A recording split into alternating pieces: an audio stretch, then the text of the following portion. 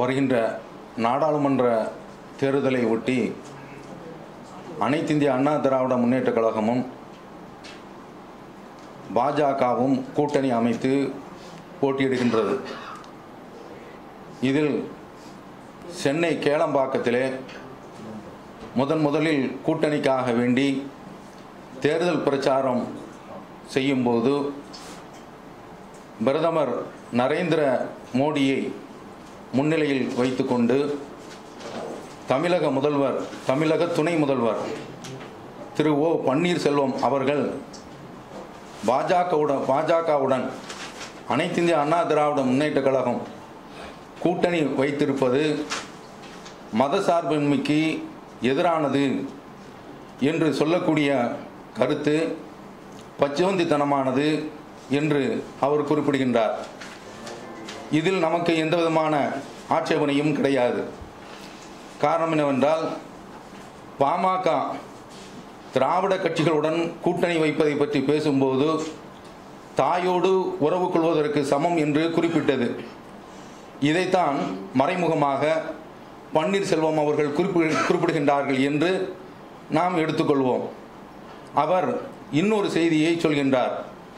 அந்த செய்தியில் மோடியினுடைய 5 ஆண்டு ஆட்சி காலத்திலே சிறுபான்மை சமுதாயத்திற்கு ஒரு சிறு அளவு கூட பாதிப்பு ஏற்படவில்லை என்று குறிப்பிடுகின்றார். இதை தமிழ்நாடு தௌஹீத் ஜமாத் வன்மையாக கண்டிக்கின்றது. இந்த நேரத்தில் நாம் பன்னீர்செல்வம் அவர்களை பார்த்து கேட்க வேண்டிய கேள்வி, நீங்கள் சுய நினைவோடு தான் இதை பேசுகின்றீர்களா, அல்லது ஏற்கனவே குடியரசுத் தலைவராக இருக்கக்கூடிய ராம்நாத் கோவிந்த் அவர்கள் முஸ்லிம்களும் கிறிஸ்தவர்களும் வேறு கிரகத்தில் உள்ளவர்கள் என்று சொன்னது போன்று நீங்கள் வேறு கிரகத்தில் உள்ளவரா என்று நாங்கள் கேட்கின்றோம். காரணம் என்ன தெரியுமா? பிஜேபி ஆட்சிக்கு வந்த பிறகு, மோடி பிரதமராக ஆன பிறகு முஸ்லிம்களுக்கு எதிராக மாட்டின் பேரால் நடத்தப்பட்ட படுகொலை தாக்குதல்கள் ஏராளம். இதனால் ஒட்டுமொத்த இந்தியாவில் வாழக்கூடிய சிறுபான்மை சமுதாயம், குறிப்பாக முஸ்லிம்கள், பெரிய மன வேதனைக்கும் மன சங்கடத்திற்கும் உள்ளாகி இருக்கிறார்கள்.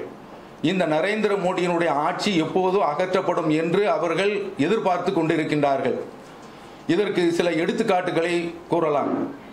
உத்தரப்பிரதேச மாநிலத்திலே தாத்ரியிலே முகமது அஹ்லா கான் என்பவர் 50 வயது நிரம்பியவர். அவருடைய வீட்டிலே மாட்டிறைச்சி வைத்ததாக வந்த ஒரு வதந்தியை வைத்து அவரை பசு காவலர்கள் என்ற போர்வையிலே ஒரு கும்பல் பஜ்ரங் தள், அது இந்துத்துவா ஆதிக்க வெறி சக்தியை கொண்ட அந்த குழுவினர் போய் அடித்து தாக்கி கொலை செய்து விடுகின்றார்கள். இந்த சந்தர்ப்பத்திலாவது மோடி வாய் திறந்து இதை கண்டித்திருப்பாரா என்றால் இல்லை. ஏனென்றால் இவர் ஹிட்லருடன் உடன் பிறந்த சகோதரர். அதனால் இதை அவர் கண்டிப்பதற்குண்டான வாய்ப்பே கிடையாது. அடுத்து ராஜஸ்தானிலே பெஹ்ல்கான் என்பவர் பசுமாடுகளை பண்ணைக்காக வேண்டி எடுத்து செல்லும் போது தடுத்து நிறுத்தப்பட்டு குற்றுயிரும் கொலையுரமாக தாக்கப்பட்டு கொலை செய்யப்படுகின்றார்.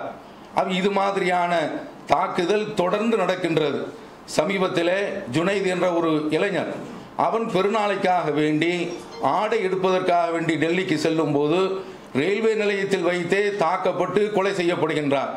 இதுவெல்லாம் பசுவினுடைய பெயரால் நடத்தப்பட்ட கொலைகள்.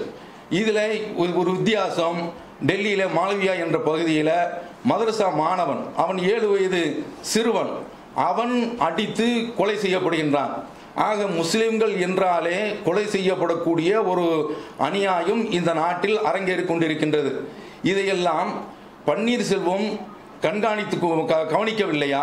அவர் எந்த கிரகத்தில் இருந்தார்? இந்தியாவில் இருந்தாரா அல்லது வேறு நாட்டில் எங்கும் இருந்தாரா என்று நாம் கேட்கின்றோம்.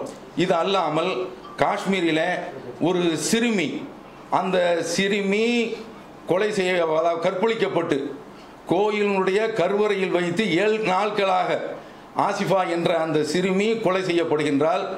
இந்த செய்தி இந்தியாவிலேயே பெரிய அளவில் பற்றி எரிந்தது.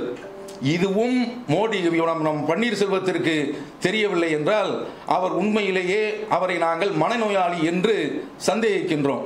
இது அல்லாமல் முஸ்லிம்களுடைய காவலர் என்று சொல்லக்கூடிய மோடி இவர் சமுதாயத்திற்கு செய்யக்கூடிய துரோகம், முஸ்லிம்களை இன ரீதியாக அழிப்பதற்குண்டான வேலைகளை அத்தனையும் செய்கின்றார் தன்னுடைய பரிவாரங்கள் மூலமாக. அடுத்து முஸ்லிம்களை அவர்கள் கொண்டிருக்கக்கூடிய குர்ஆன் என்ற அந்த நம்பிக்கையின் மீது தாக்குதல் தொடுத்திருக்கின்றார். அதுதான் முத்தலாக் என்ற அந்த விவகாரம். அந்த முத்தலாக் என்ற அந்த விவகாரத்தில் அதிகமான அளவில் முஸ்லிம்கள் அப்படி சொல்வது கிடையாது. சமுதாய ரீதியிலே பிரச்சனை வருகின்ற பொழுது தங்களுக்குள் அவர்கள் தீர்த்து வைத்துக் கொள்கின்றார்கள். இதில் இவர் முத்தலாக்கு விவகாரத்தை கையில் எடுத்துக்கொண்டு யார் முத்தலாக்கு சொல்லிவிடுகின்றார்களோ செல்லாது என்று இவருடைய சட்டம் சொல்கின்றது. செல்லாது என்று சொல்லிவிட்டால் அதற்கு தண்டனை கிடையாது என்பதுதான் அதனுடைய அர்த்தம். சாதாரணமாக கிராமத்தில் வாழக்கூடிய ஒரு பாமரனுக்கு தெரியக்கூடிய இந்த விஷயம் இவருக்கு தெரியவில்லை என்று சொல்ல முடியாது. வேண்டும் என்று திட்டமிட்டு முத்தலாக் யார் சொல்கின்றாரோ அந்த புருஷன், அவர்களுக்கு குழந்தைகள் இருந்தாலும் சரிதான், மனைவி அவங்க சம்பாதிக்காத நிலையில் இருந்தாலும் சரிதான், அவர்களை கொண்டு போய் 3 ஆண்டுகள் சிறையில் அடைப்போம் என்று இந்த சட்டத்தை கொண்டு வந்திருக்கிறார். இதுல வேடிக்கை என்ன தெரியுமா? இதுவரைக்கும் இந்திய வரலாற்றில் இப்படி 3 தடவை ஜனாதிபதியினால், அதாவது குடியரசு தலைவரால் அவசர சட்டம் கொண்டு வந்து அது தோற்றிருப்பது கிடையாது. அப்ப இந்த மாதிரியான அளவில் முஸ்லிம்களை இவர் கடுமையாக வஞ்சித்து கொண்டு இருக்கின்றார். இது அல்லாமல் சமீபத்தில் உத்தரப்பிரதேசத்தினுடைய முதல்வர் ஆதித்யநாத் அவர் என்ன சொல்கிறார் தெரியுமா? போலி பண்டிகை வருகின்றது, கோழி பண்டிகை வருகின்றது. அந்த பண்டிகையின் போது முஸ்லிம்கள் 2 மணி நேரம் ஜும்மாவை தள்ளி வைக்க வேண்டும் என்று அவர் சொல்கின்றார். முஸ்லிம்கள் தலை போனாலும் சரிதான், உயிரே போனாலும் சரிதான், எவனுக்காக வேண்டியும் தங்களுடைய வணக்கத்தை அவர்கள் ஒருபோதும் தள்ளி வைக்க மாட்டார்கள் என்பதுதான் உண்மை.